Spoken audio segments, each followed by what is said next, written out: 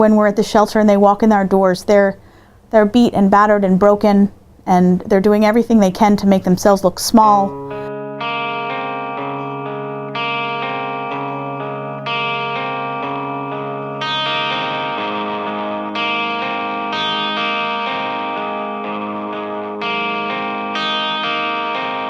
The whole concept of domestic violence deals heavily and strongly with power and control. Well, Laurel House is Montgomery County's only comprehensive domestic violence program in the sense that we provide the full continuum of services.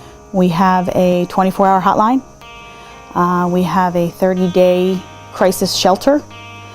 We have an emergency response team that responds when called from police departments or medical facilities, 24 hours a day, 7 days a week. We have our community counseling program where we provide free confidential one-on-one and group counseling. We have support group through that program in 5 different places in Montgomery County. We take women and children who are in imminent danger from domestic violence, so these women and children need a place to go that is safe. We offer a variety of different services, so I mean, for starters, a safe roof over their head, we're taking them out of the abusive situation. It is a 30-day shelter. That has changed in the last year with housing services changing in our county.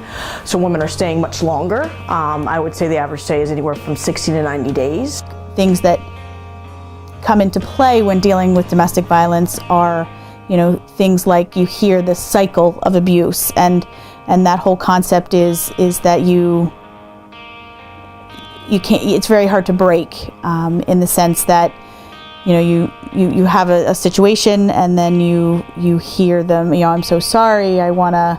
I'll never do it again, and you forgive them, and that goes on for so long. But then at some point you begin to believe what you're being told. If you're coming into our shelter program, we have a core set of things that we're working on with people. We're doing safety planning with everyone that comes into the program. We're trying to help everyone find housing because they can't stay in our shelter forever. So there are some core things that are going to look alike for everybody that comes in, but then all those little details are all very different. In order to get into one of our support groups, typically the process is you call the hotline, or you call into our administrative offices, because you heard of us in one of those ways that I mentioned, and you talk with our director of counseling, and she has a conversation with you just to kind of give you an idea of the kinds of folks that are coming to group, kind of talk to you about where you are in your situation, and then kind of schedule you for an intake. You have a core set of people that you see every week at group. Group happens every week, and then you'll have the folks that kind of come for a session, and then you don't see them for a few weeks, and then they come back, and what you're seeing is in those groups, it's kind of cool because you have the full spectrum of where someone could be as it relates to domestic violence. So some of the folks that are sitting in group are still with their abusers. Some of the folks that are sitting in group have been gone for 25 years. And it pulls in a really neat sense of community and support, because the folks that have been out for so long can give some positive outlooks to the folks that haven't really been able to make that step yet. When women get here, they are assigned a full-time counselor advocate, which is more or less like a case manager. I mean, they don't have to pay for any of their meals. We provide food here. If they are in need of clothing, we can give them that kind of stuff. We help them, situate their children in school. We have a full-time child advocate that works here that offers those kind of services. As time progresses and they're here longer, you kind of see them get out of that slump, and kind of do things for themselves. I mean, we believe in empowerment. We are advocates to our core, and we help individuals, connect with different resources and organizations. But ultimately, we believe in empowerment and giving these women some of that independence back. When you're experiencing with a woman her aha moment, whatever that may be, maybe it's finally realizing that she is strong enough to leave. Maybe it's her finally being able to say, I didn't deserve that. Whatever that aha moment is. It's really refreshing to see that kind of progression, from, a woman coming in here and just being completely like depleted and,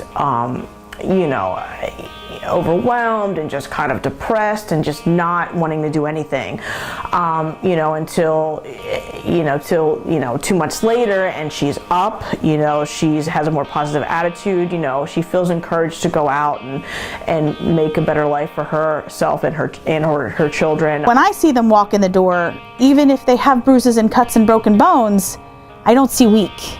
I see just tremendous strength. And so the coolest thing is when they begin to see that too. Watching that transformation to begin to see themselves the way we're seeing them, when they're coming into the program. And that's pretty much the coolest thing that I get to do.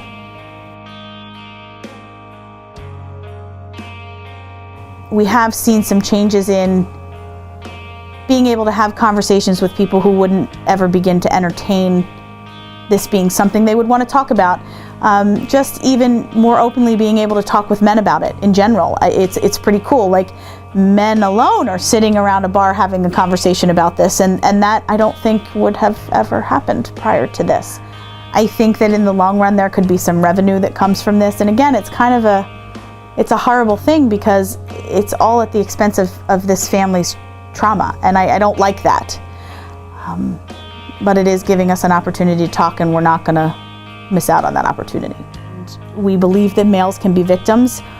We also believe very strongly that this isn't going to change until men are a part of the process with us. I mean, it's not like there aren't men that are on board, but it just needs to be a united front. I mean, most things are accomplished that way. On the small scale, we're doing an event in May called Walk a Mile in Her Shoes, which is literally men walking a mile in red high heel shoes to show their awareness and support of domestic violence and sexual violence against women. And I think it's a fun event, so it's a very serious topic, but it's a fun event, so it puts a little spin on it. It gives men and women the opportunity to sort of come together and say that we all feel that this is a not okay issue and we need to talk about it.